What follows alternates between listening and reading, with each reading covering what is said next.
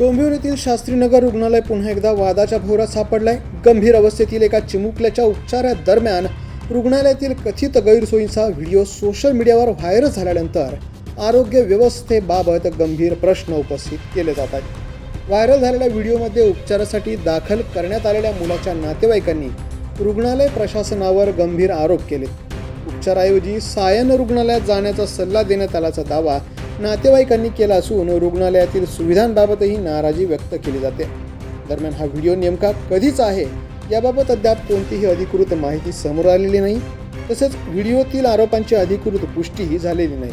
मात्र आता या व्हिडिओमुळे शास्त्रीनगर रुग्णालयाच्या कार्यपद्धतीवर आणि आरोग्य सुविधांवर पुन्हा एकदा प्रश्नचिन्ह निर्माण झालंय.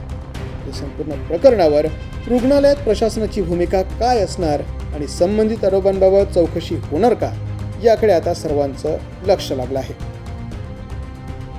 तर पोलीस न्यूजसाठी श्रीधर चव्हाण, डोंबिवली.